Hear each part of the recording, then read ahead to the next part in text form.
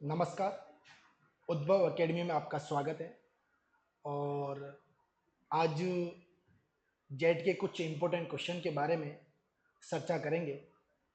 इससे पहले अपने पार्ट फर्स्ट और पार्ट सेकंड आ चुका है जनरल एग्रीकल्चर साइंस का। उसके बाद अब जो अपन आगे पढ़ने जा रहे हैं एग्रीकल्चर का, वो आपके जेट और एग्रीकल्चर सुपरवाइजर के लिए बहुत ही इम्पोर्टेंट है। मेहनत इतनी खामोशी से करो कि सफलता शोर मचा ले। क्या करें? मेहनत इतनी खामोशी से करो कि सफलता शोर मचा दे। तो आपको लगातार मेहनत करनी है, क्योंकि लोग आपकी पढ़ाई नहीं देखते हैं, आपका परिणाम देखेंगे। तो आपको लगातार क्या करनी है? निरंतर पढ़ाई करनी है। ठीक है, तो आगे बढ़ते हैं अपन क्वेश्चन की ओर। देखिए क्वेश्चन क्वेश्चन क्या कह रहे हैं कि स्वर्ण क्रांति किससे संबंधित है? Golden revolution is related to. आप जितने भी एमसीक्यू क्वेश्चन होंगे उन सब का एनालिसिस करेंगे और उसके बाद चेक करेंगे कि कितने क्वेश्चन आपके सही हो रहे हैं और कितने गलत हो रहे हैं। उन सबको लास्ट में आप कमेंट करेंगे कि मेरे इतने क्वेश्चन सही हुए और इतने क्वेश्चन गलत हुए। ठीक है, तो क्वेश्चन क्या कह रहा है कि स्वर्ण क्रांति किससे संबंधित है? तिलहन उत्पादन से, बागवानी उत्पादन से, मछली उत्पादन या कृषि से? क्वेश्चन क्या कह रहा है? स्वर्ण क्रांति किससे संबंधित है? तिलहन से, बागवानी से, मछली उत्पादन या कृषि से? तो स्वर्ण क्रांति गोल्डन रेवोल्यूशन जो है वो है बागवानी में। किससे रिलेटेड है? बागवानी, हॉर्टिकल्चर से रिलेटेड है। किससे रिलेटेड है? हॉर्टिकल्चर। जो गोल्डन रेवोल्यूशन होता है, गोल्डन रेवोल्यूशन,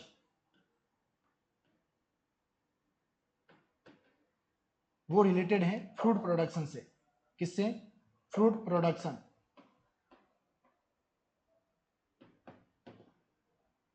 फल उत्पादन से। फल उत्पादन, ठीक है। तो सुनहरी क्रांति किससे रिलेटेड है? फ्रूट प्रोडक्शन से। और एक होती है राउंड रेवोल्यूशन,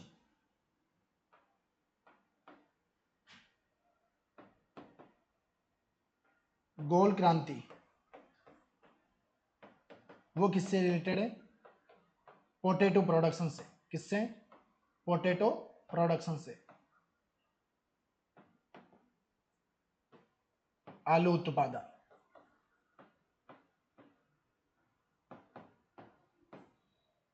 ठीक है, तो क्वेश्चन समझ में आ गया होगा कि स्वर्ण क्रांति किससे रिलेटेड है, यानी golden revolution is related to horticulture. क्योंकि हॉर्टिकल्चर के अंदर क्या आता है? फ्रूट्स, वेजिटेबल और फ्लावर। तो यहाँ ऑप्शन में अपने पास फ्रूट्स नहीं था, तो ऑप्शन क्या रहेगा इसका? बागवानी, हॉर्टिकल्चर। क्या रहेगा इसका? बागवानी, हॉर्टिकल्चर रहेगा। समझ में आ गया आपको फर्स्ट क्वेश्चन? सेकंड क्वेश्चन की ओर बढ़ते हैं। सेकंड क्वेश्चन क्या कह रहा है? भारतीय हरित क्रांति के जनक हैं।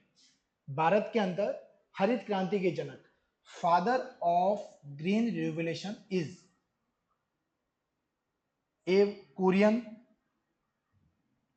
लाल बहादुर शास्त्री, एम एस स्वामीनाथन, इनमें से कोई नहीं। भारत के अंदर है ना, father of green revolution in India, Bharat के अंदर हरित क्रांति के जो जनक, एक कुरियन, वर्गीस कुरियन, लाल बहादुर शास्त्री, एम एस स्वामीनाथन या इनमें से कोई नहीं। तो इसका जो सही आंसर होगा वो क्या होगा? M S Swaminathan. अगर आपको पूछ लें हरित क्रांति के जनक विश्व के अंदर, हरित क्रांति यानी ग्रीन रिवोल्यूशन के वर्ल्ड के अंदर जो जनक है, father of green revolution in world, वो है Norman E Borlaug. Norman E Borlaug कौन है? Norman E Borlaug. ठीक है, तो father of green revolution in India M S Swaminathan, और father of green revolution in world कौन है? Norman E Borlaug. ठीक है, उसके बाद नेक्स्ट क्वेश्चन देखिए। नेक्स्ट क्वेश्चन क्या कह रहा है? अंडे के बीच में जर्दी को स्थिर रखने का कार्य कौन करता है ना? अंडे के बीच में जर्दी को स्थिर रखने का कार्य कौन करता है? सेल झिल्ली, चलेजा, एल्बुमिन या फिर सेल। ठीक है, तो अंडे के बीच में जर्दी को स्थिर रखने का कार्य, जो यॉक होता है, उस यॉक को स्टेबल कौन करता है? ठीक है, तो देखिए जैसे ये एग है, इस एग का जो बाहर की जो स्ट्रक्चर होती है उसको क्या बोलते हैं? सेल, कवच बोलते हैं। फिर उसके बाद जो स्ट्रक्चर होती है, ये वाली झिल्ली होती है, उसको बोलते हैं सेल मेम्ब्रेन्स।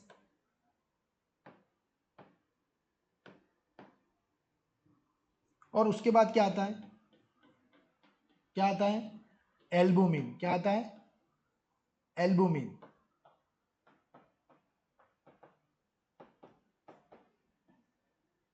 व्हाइट कलर का होता है एल्बुमिन। और उसके बाद एक जो झिल्ली आती है वो आती है चलेजा। क्या आती है? चलेजा। और फिर उसके बाद जो येलो येलो कलर का होता है वो क्या होता है? यॉक। तो जो यॉक होता है ना, उसको स्टेबल कौन करता है? चलेजा। कौन करता है? तो चलेजा। तो अपना क्वेश्चन क्या था? अंडे के बीच में जर्दी को स्थिर रखने का कार्य कौन करता है? तो कौन करता है? चलेजा। कौन करता है? चलेजा। ठीक है, तो ये एक की स्ट्रक्चर है। जो बाहर के जो होता है वो तो क्या होता है? सेल होता है। फिर उसके बाद जो अंदर जो लेयर होती है वो क्या होती है? Cell membranes. फिर उसके बाद जो व्हाइट व्हाइट कलर का होता है उसको अपन क्या बोलते हैं? एल्बुमिन। एल्बुमिन क्या करता है कि जो यॉक होता है ना, एम्ब्रियो, उसको पोषक देता है ना, न्यूट्रिएंट्स प्रोवाइड कराता है। और उसके बाद क्या आता है? चलेजा। और चलेजा क्या करता है? यॉक को स्टेबल करता है। यॉक मतलब जो पीले कलर का होता है। कैसा कलर का? पीले कलर का, येलो कलर का, है ना। उस यॉक को जो स्टेबल कौन करेगा? चलेजा। कौन करता है? चलेजा। ठीक है, समझ में आ गया आपको यहां तक? उसके बाद नेक्स्ट क्वेश्चन देखिए। नेक्स्ट क्वेश्चन क्या कह रहा है? रानीखेत रोग का दूसरा नाम है ना। Another name of Ranikhet disease is. Ranikhet रोग का दूसरा नाम है न्यू कैस्टल डिजीज रोग, मोरेक रोग, फाउल फाउल फाउल कोरिजा और फाउल हेजा। तो देखो, रानीखेत डिजीज होती किस में? पहले तो ये ध्यान रखिए आप, किस में होती है? मुर्गी के अंदर, है ना। पोल्ट्री फार्मिंग होता है, मुर्गी के अंदर होती है रानीखेत डिजीज। और रानीखेत डिजीज का दूसरा जो नाम है वो क्या है? New castle disease. क्या होता है? New castle disease. ये एग्जाम में पूछा गया है, जेट के एग्जाम में, है ना। तो रानीखेत डिजीज का दूसरा नाम क्या है? New castle disease. क्या होता है? New castle disease. ठीक है, उसके बाद देखिए नेक्स्ट क्वेश्चन। नेक्स्ट क्वेश्चन क्या कह रहा है? Rhode Island red, Rhode Island red किस्म के मुर्गे की उत्पत्ति का स्थान, है ना, कहां पर है? Italy, Rhode Island of America, America या इंग्लैंड। रोड आइसलैंड रेड जो ब्रीड है उसका जो ओरिजिन है वो ओरिजिन कहां पर है? तो इसका जो ओरिजिन है वो कहां पर है?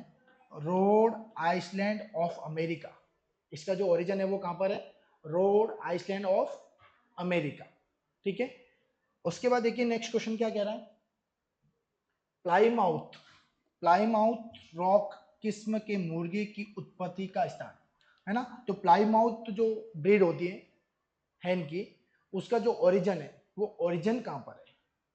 इटली, अमेरिका का रोड आइसलैंड, अमेरिका या इंग्लैंड। ऑप्शन देखिए, इटली, अमेरिका का रोड आइसलैंड, अमेरिका या फिर इंग्लैंड। तो इसका जो सही आंसर होगा वो क्या होगा? अमेरिका। क्या होगा? अमेरिका। तो प्लाईमाउथ रॉक जो ब्रीड होती है किसकी, है ना, फाउल की, मुर्गे की, जो उसकी जो ओरिजिन है उसका कहां पर है? अमेरिका। कहां पर है? अमेरिका। उसके बाद देखिए नेक्स्ट क्वेश्चन क्या कह रहा है? नेक्स्ट क्वेश्चन देखिए, पौधों की वृद्धि के लिए आवश्यक पोषक तत्व हैं। पौधों की वृद्धि के लिए आवश्यक पोषक तत्व, essential nutrients for plant growth are. Essential nutrients for plant growth are. पौधों की वृद्धि के लिए आवश्यक पोषक तत्व है। कितने होते हैं? 15, 17, 21 या 19, है ना। तो पहले ये समझिए, इसका जो सही आंसर होगा, पौधे की वृद्धि के लिए जो आवश्यक पोषक तत्व होते हैं वो कितने होते हैं? 17। कितने होते हैं? 17। अब देखिए, एसेंशियल न्यूट्रिएंट, एसेंशियल न्यूट्रिएंट, आवश्यक पोषक तत्व, आवश्यक पोषक तत्व, ये जो एसेंशियल न्यूट्रिएंट किसने दिया था? ये आर्नोन ने दिया था। किसने दिया था? आर्नोन ने। किसने दिया था? साइंटिस्ट कौन था? आर्नोन। कौन था साइंटिस्ट? आर्नोन। ठीक है। और इसने कितने दिए? कितने न्यूट्रिएंट्स दिए? 17, 17। 16 प्लस 17 जो नंबर था वो किसका था? निकल का। किसका था? निकल। तो एग्जाम में ये क्वेश्चन पूछा जाता है कि जो एसेंशियल न्यूट्रिएंट है ना, एसेंशियल न्यूट्रिएंट्स, तो कितने थे टोटल? 17 थे, और 16 प्लस 17 नंबर किसका था? निकल का। तो क्वेश्चन में यही पूछा जाता है कि 17वां नंबर या जो 17 नंबर है वो किसका है? निकल का। एसेंशियल न्यूट्रिएंट किसने दिया? आर्नोन ने। देखो नाम से समझ में आ रहा, आवश्यक, आवश्यक मतलब आर्नोन। क्या आ रहा है? आर्नोन। ठीक है। दूसरा जो आता है वो क्या आता है? Functional nutrient. कौन से न्यूट्रिएंट? फंक्शनल न्यूट्रिएंट, क्रियात्मक पोषक तत्व, क्रियात्मक पोषक तत्व, फंक्शनल न्यूट्रिएंट। ये किसने दिया था? निकोलस ने। किसने दिया था? निकोलस ने। देखो 17 तो दे ही रखे थे, 17 के बाद 4 और दिए, टोटल कितने थे? 21। तो क्रियात्मक पोषक तत्व कितने? 21। तो 17 के बाद 4 कौन कौन से थे? वेनेडियम, सिलिकॉन, सोडियम और कोबाल्ट। वेनेडियम, सिलिकॉन, सोडियम और कोबाल्ट, ये 4 और दिए थे। और इसको चारों को क्या बोलते हैं? बेनिफिशियल न्यूट्रिएंट, आवश्यक पोषक तत्व बोलते हैं ना, बेनिफिशियल न्यूट्रिएंट। तो एग्जाम में आपको क्या क्वेश्चन पूछ सकता है कि एसेंशियल न्यूट्रिएंट किसने दिया? आर्नोन ने। टोटल कितने थे? 17। ठीक है। 16 और 17 नंबर किसका था? निकल का। किसका था? निकल का। और फंक्शनल न्यूट्रिएंट किसने दिया? निकोलस ने दिया। किसने दिया? निकोलस ने। टोटल कितने थे? 21। ठीक है। 17 और 4 कौन थे? वेनेडियम, सिलिकॉन, सोडियम और कोबाल्ट। उसके बाद नेक्स्ट क्वेश्चन आगे बढ़ते हैं। नेक्स्ट क्वेश्चन क्या कह रहा है? अब मिट्टी में एक गतिशील पोषक तत्व है, अ mobile nutrient in soil, a mobile nutrient in soil. गतिशील क्या होता है कि यहाँ मैंने फर्टिलाइजर डाला और यहाँ से ये फर्टिलाइजर मूव करके कहाँ जा रहा है, इसके जो न्यूट्रिएंट्स है वो यहाँ से मूव करके कहाँ जा रहे हैं? यहाँ तक जाते हैं। ये होता है गतिशील। जैसे कि मैंने ये फर्टिलाइजर यहाँ डाला, यूरिया, ठीक है, और आपका प्लांट कहाँ पर है? यहाँ पर है। तो ये न्यूट्रिएंट्स यहाँ आए और इसके बाद यहाँ पे आए और यहाँ से क्या हुआ? मूव करके कहाँ चले गए? यहाँ। तो ये होता है मोबाइल। क्या होता है? मोबाइल न्यूट्रिएंट बोलते हैं इसको। क्या बोलते हैं? Mobile nutrients. ठीक है। तो क्वेश्चन क्या कह रहा है कि मिट्टी में एक गतिशील पोषक तत्व है, zinc, zinc, zinc, phosphorus, copper या नाइट्रेट। जिंक, फास्फोरस, कॉपर या नाइट्रेट। तो देखो अपन ने किससे बात की? यहाँ पे सॉइल के अंदर बात कर रहे हैं। किसके अंदर? मृदा के अंदर। तो मृदा के अंदर जो मोबाइल न्यूट्रिएंट्स होते हैं वो कौन से होते हैं? एक तो होता है आपके नाइट्रेट। कौन होता है? नाइट्रेट। एक और क्या होता है? सल्फेट। तो जो प्लांट सॉइल के अंदर किसकी बात कर रहे हैं? मोबाइल न्यूट्रिएंट्स की। वो कौन कौन होंगे? नाइट्रेट और सल्फेट। और इमोबाइल कौन से होते हैं? ये तो होता है चल, ये तो मोबाइल हो गए, और अचल, इमोबाइल। इमोबाइल कौन कौन से होंगे? जैसे जिंक और फास्फोरस वाले, HPO4 -2 और H2PO4। तो देखो मोबाइल कौन से हो गए सॉइल के अंदर? सल्फेट और नाइट्रेट, सल्फेट और नाइट्रेट। और इमोबाइल कौन से होंगे? जिंक, है ना, डाइफास्फेट और मोनोफास्फेट। ठीक है। तो अपना क्वेश्चन क्या था? मिट्टी में एक गतिशील पोषक तत्व है मोबाइल न्यूट्रिएंट से, तो वो कौन सा है? नाइट्रेट। कौन सा है? नाइट्रेट। ठीक है। समझ में आ गया यहाँ तक? आगे बढ़ते हैं नेक्स्ट क्वेश्चन की ओर। नेक्स्ट क्वेश्चन क्या कह रहा है? इनमें से कौन कौन द्वितीयक पोषक तत्व नहीं है।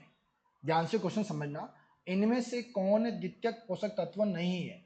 Which of this is not a secondary nutrients? Phosphorus, potassium, boron और जिंक।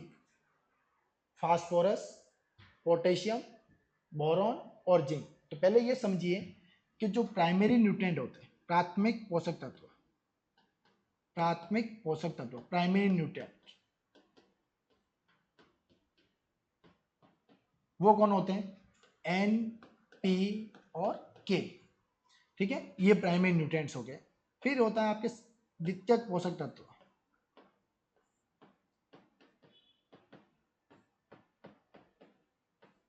सेकेंडरी न्यूट्रिएंट्स, है ना। वो कौन कौन है? कैल्शियम, मैग्नीशियम और सल्फर। देखिए प्राथमिक पोषक तत्व कौन कौन?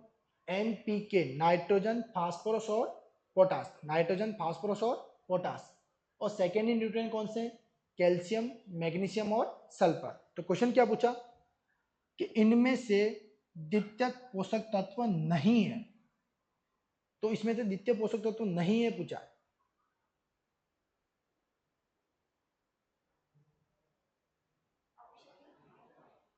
यस, देखिए यहाँ पे बोरॉन की जगह क्या आएगा? नाइट्रोजन। यस, थोड़ा सा ऑप्शन रॉन्ग हो रहा है, नहीं है की जगह नहीं आएगा।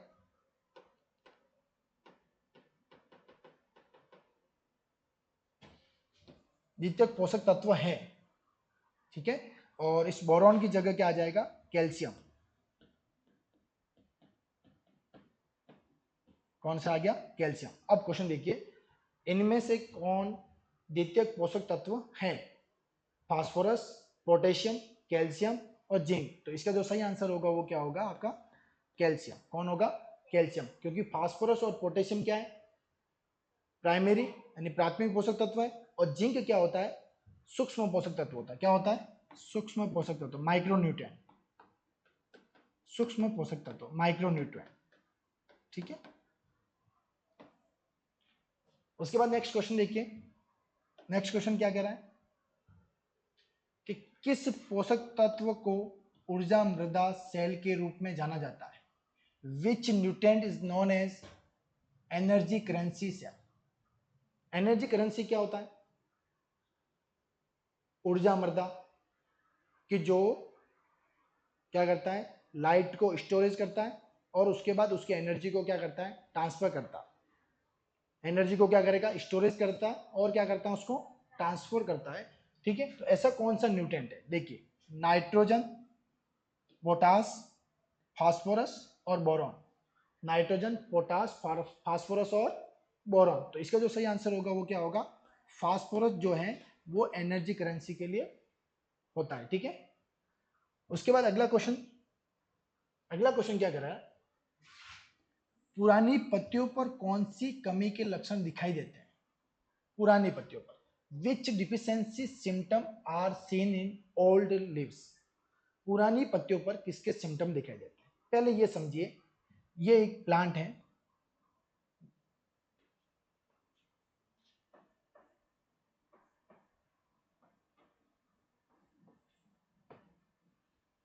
ये प्लांट है। ठीक है।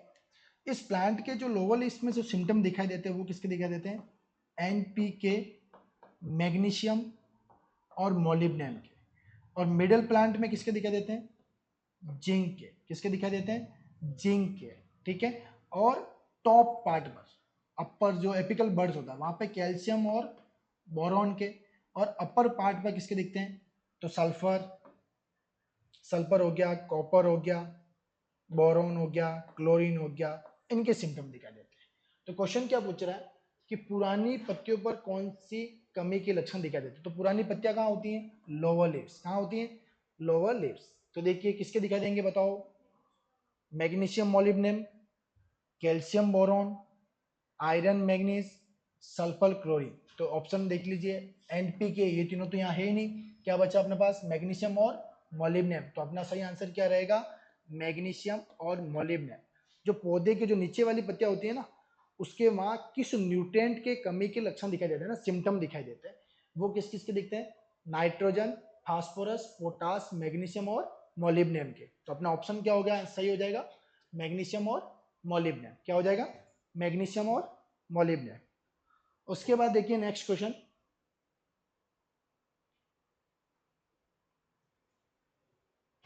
नेक्स्ट क्वेश्चन देखिए, कैल्शियम क्वांटिटी इन जिप्सम।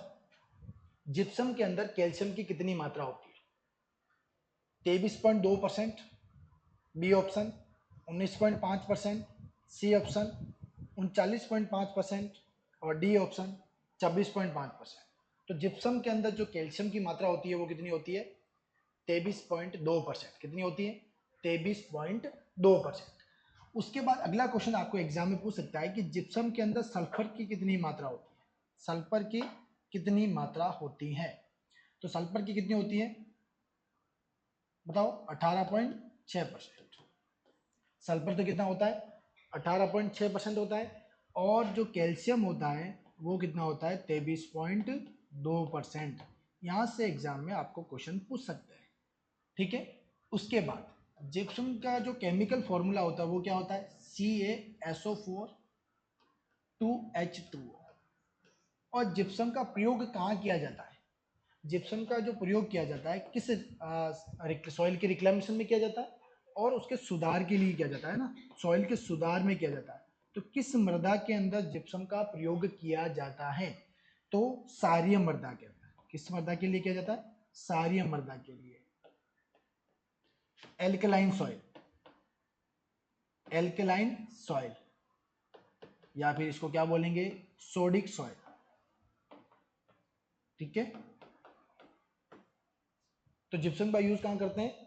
सारीय मृदा के सुधार के लिए किया जाता है। और अगर आपको एग्जाम में क्वेश्चन पूछ लें कि अम्लीय मृदा, एसिडिक सॉइल का रिक्लेमेशन करना है, अम्लीय मृदा का सुधार करना है, तो किसका प्रयोग किया जाएगा?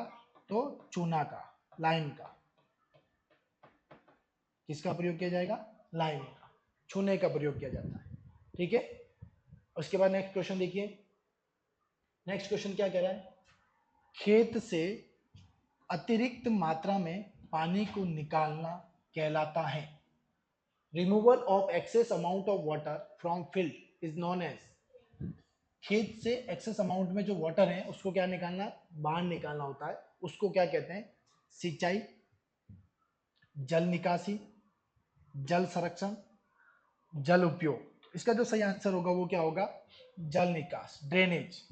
क्या होगा? जल निकास। देखो आपका ये फील्ड है, इस फील्ड में जो पानी भरा हुआ है, इसको जो पानी भरा हुआ रहता है ना, उसको तो बोलते हैं जलाक्रांति। क्या बोलते हैं? जलाक्रांति, वाटर लॉगिंग। क्या बोलते हैं? वाटर लॉगिंग, ठीक है। और इस खेत से पानी को बाहर निकालना क्या कहलाता है? ड्रेनेज।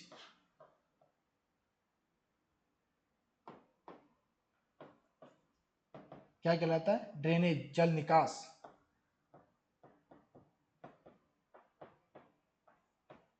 समझ में आ गया? तो खेत में जो पानी एक्स्ट्रा वाटर होता है उसको बाहर निकालना क्या कहलाता है? जल निकास, ड्रेनेज कहते हैं। और इरिगेशन किसको बोलते हैं? सिंचाई। पौधे को पौधे को कृत्रिम रूप से कृत्रिम रूप से सिंचाई करना या कृत्रिम रूप से पानी देना। कृत्रिम रूप से पानी देना, आर्टिफिशियल। कृत्रिम रूप से पानी देना क्या कहलाता है? इरिगेशन, है ना। आर्टिफिशियल रूप से जो वाटर प्रोवाइड किया जाता है उसको अपन क्या बोलते हैं? इरिगेशन बोलते हैं। क्या बोलते हैं? इरिगेशन। उसके बाद देखिए नेक्स्ट क्वेश्चन क्या कह रहा है कि मटर का वैज्ञानिक नाम, है ना, scientific name of pea, Beta vulgaris, Ipomoea batatas, Pisum Pisum sativum, और इनमें से कोई नहीं, ठीक है। तो इसका जो सही आंसर होगा वो क्या होगा? Pisum sativum. पी का साइंटिफिक नेम होता है वो क्या होता है? Pisum sativum. उसके बाद देखिए नेक्स्ट क्वेश्चन क्या कह रहा है कि नर्सरी में नए अंकुरित पौधे को प्रभावित करने वाला मुख्य हानिकारक रोग कौन सा है? ठीक है, तो देखिए, which is the main harmful disease affecting the newly supported plants in nursery. Nursery के अंदर जो ज़्यादातर जो रोग लगता है वो कौन सा लगता है? डैम्पिंग ऑफ डिजीज, सचैया, कंप्लीट हपिंग और हम्पिंग और वायरस। तो इसका जो सही आंसर होगा वो क्या होगा?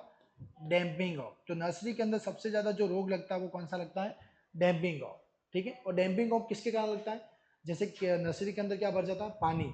तो उसके जो रूट होती है वो धीरे धीरे, या जो उसका रूट का जो ऊपर वाला पार्ट होता है जो सॉइल के टच होता है वो धीरे धीरे धीरे गलना स्टार्ट होता है। ठीक है, तो ये डैम्पिंग ऑफ डिजीज कहाँ लगती है? नर्सरी के अंदर। और नर्सरी सबसे ज़्यादा अपन किसके अंदर क्या करते हैं? सब्जी के अंदर। सब्जियां जो बना, सब्जियां होती है ना, सब्जी का जो अपन लगाते हैं, सब्जी लगाते हैं, तो सब्जी की सबसे ज़्यादा नर्सरी तैयार की जाती है वेजिटेबल की।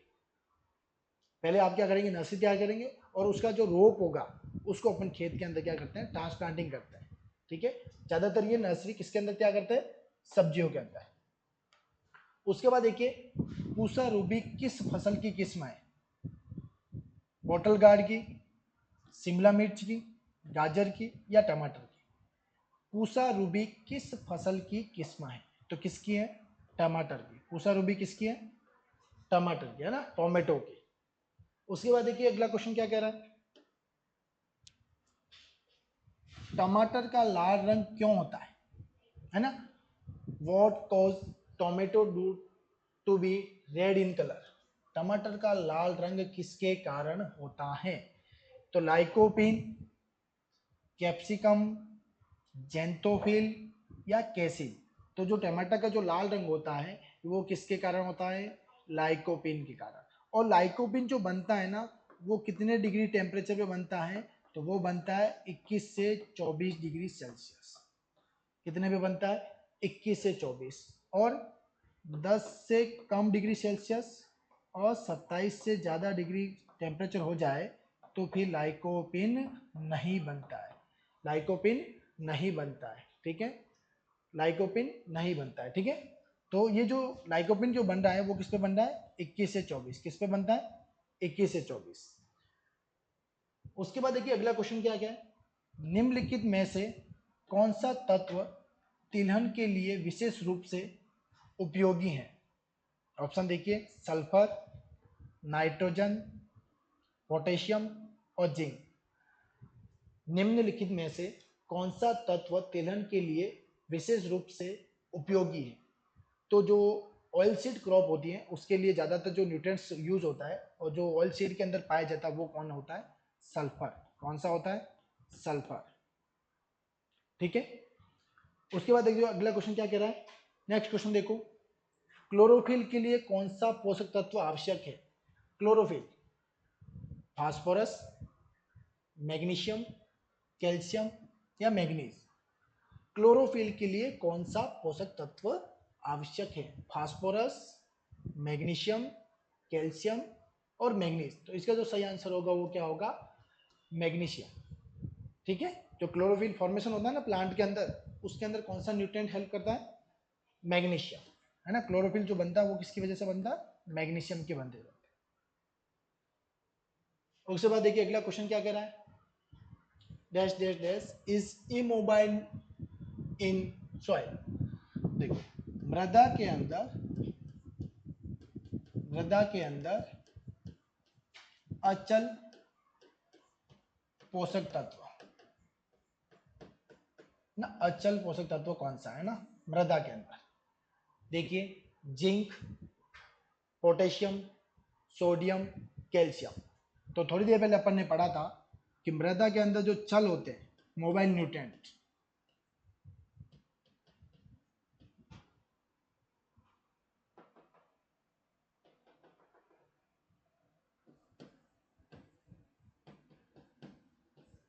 वो कौन से थे?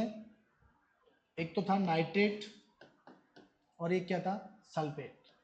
ठीक है, और जो अचल इमोबाइल,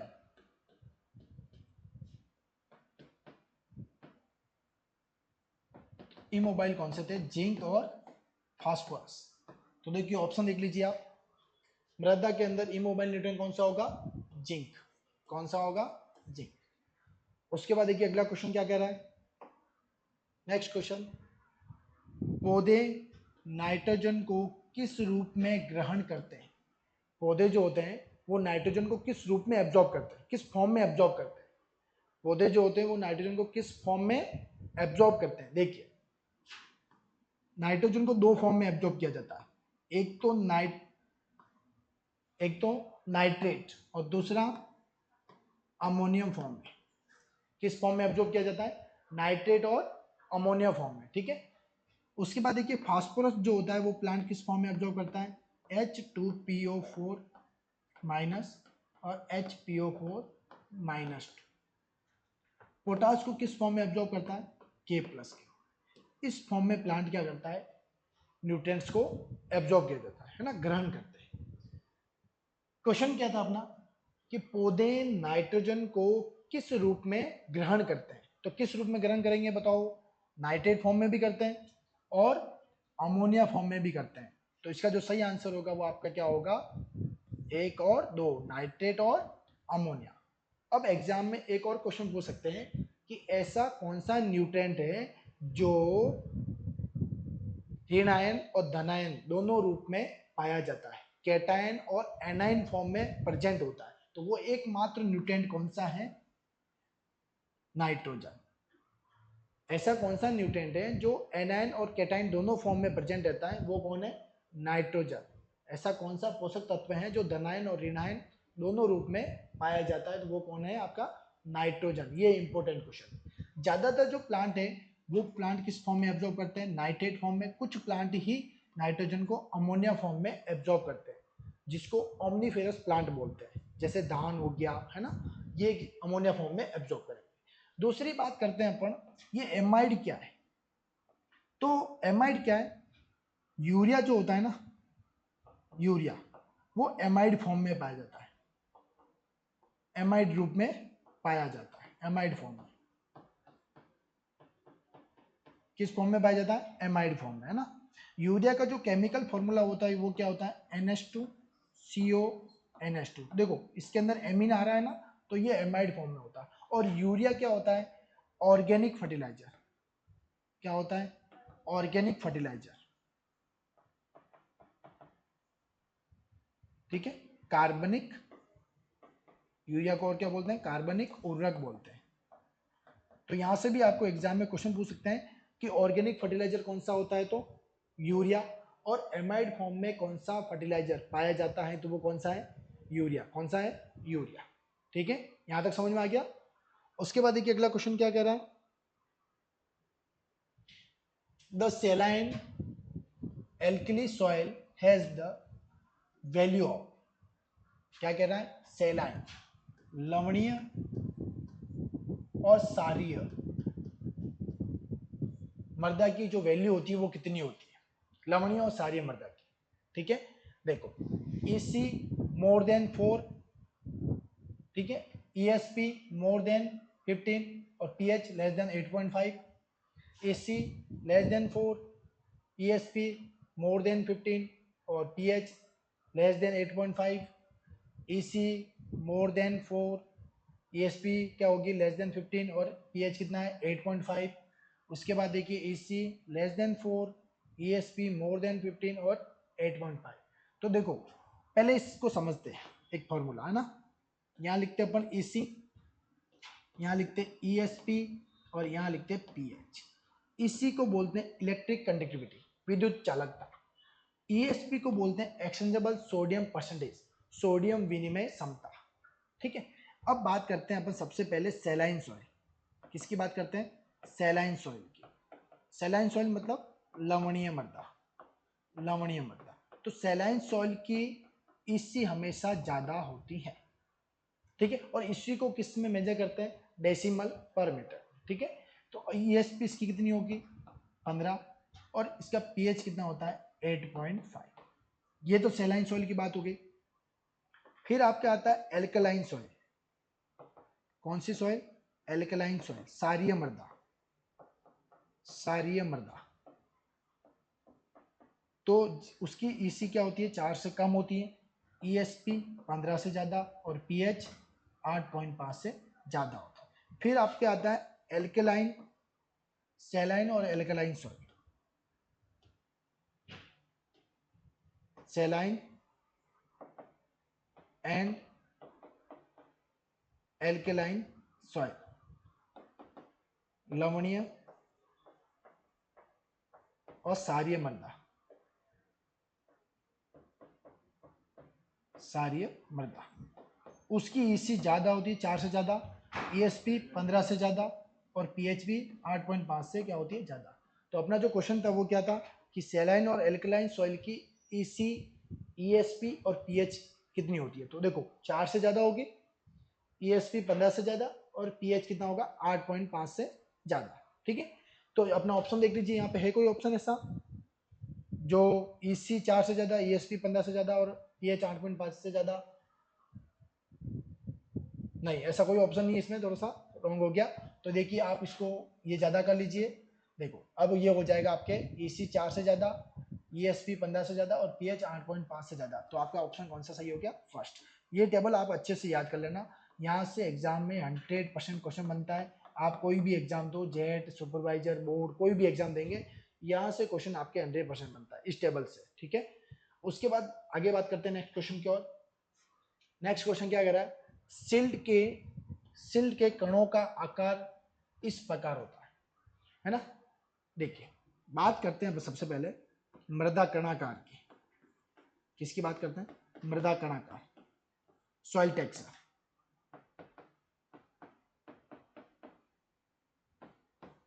सॉइल टेक्सचर क्या होता है? Size of soil particle.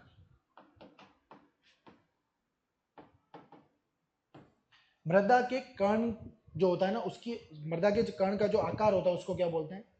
मृदा कणाकार। यानी सॉइल टेक्सचर किसको बोलते हैं? Size of soil particle. Soil texture किसको बोलेंगे? Size of soil particle. ठीक है, अब देखो इसमें क्या क्या आता है। एक तो कोर्स सैंड, मोटी बालू, ठीक है, फिर आता है फाइन सैंड, महीन बालू, और फिर क्या आता है? सिल्ट और क्ले। सॉइल टेक्सचर की जो क्लासेस हैं 4 होती है, coarse sand, fine sand, silt और क्ले। मोटी बालू, महीन बालू, सिल्ट और क्ले। ठीक है, तो देखो इनकी साइज देखते हैं। इसकी कितनी होगी? 2 से 0.2 mm। उसके बाद देखिए इसकी कितनी होगी? 0.2 से 0.02 mm। और सिल्ट की होगी 0.02 से 0.002 mm। और इसकी होगी लेस देन 0.002 mm। ठीक है, तो अपना क्वेश्चन क्या था कि सिल्ट के कणों का आकार कितना होता है। देख लीजिए सिल्ट के कणों का आकार कितना होता है? कितना होता है? 0.02 से 0.002। देख लीजिए कहाँ ऑप्शन अपना, ये रहा, 0.02 से 0.002 mm। ठीक है, तो सिल्ट के कणों का आकार। यहाँ से भी आपको एग्जाम में बहुत बार क्वेश्चन पूछा गया, और ज्यादातर जो क्वेश्चन पूछा जाता है वो क्ले पार्टिकल्स का पूछते हैं कि क्ले पार्टिकल की साइज क्या होती है, तो लेस देन 0.002 mm। ठीक है, उसके बाद नेक्स्ट क्वेश्चन देखिए। नेक्स्ट क्वेश्चन क्या कह रहा है? पशुओं में आयु निर्धारण की सबसे अच्छी विधि कौन सी है? शारीरिक संरचना से, खूर से, सींग से या दांतों से, है ना। By body structure, by hoof, by horn या बाय टीथ। तो बॉडी स्ट्रक्चर से अपन आइडेंटिफाई नहीं कर पाते, उसके जो हूफ, खूर से भी आइडेंटिफाई नहीं कर पाते कि उसकी एज क्या होगी परफेक्ट, उसके जो हॉर्न होते हैं सिंग से भी आइडेंटिफाई नहीं कर पाते। तो इसका जो सही आंसर होगा वो कौन सा होगा? दांतों द्वारा। तो पशुओं में आयु निर्धारण की सबसे अच्छी विधि कौन सी है? दांतों द्वारा, बाय टीथ के द्वारा। ठीक है, उसके बाद अगला क्वेश्चन क्या कह रहा है? हाथ से दूध निकालने का सबसे अच्छा तरीका कौन सा है? हाथ से दूध निकालने का सबसे अच्छा तरीका कौन सा है? अंगुलियों को दबाकर, पूरे हाथ से दूध निकालना, अंगूठों को दबाकर, या इनमें से कोई नहीं। ठीक है, तो जो इसका जो सही आंसर होगा वो क्या होगा? पूरे हाथ से दूध निकालना। तो जो मिल्किंग का जो मेथड होता है ना, तो वो क्या है? Full hand method. कौन सा बेस्ट मेथड है? Full hand method, full hand method. ठीक है, ये भी इंपॉर्टेंट क्वेश्चन है, आपके एग्जाम में पूछा जाता है। ठीक है, धन्यवाद। और नेक्स्ट क्लास कल आप जुड़े रहिए लगातार हमारे साथ।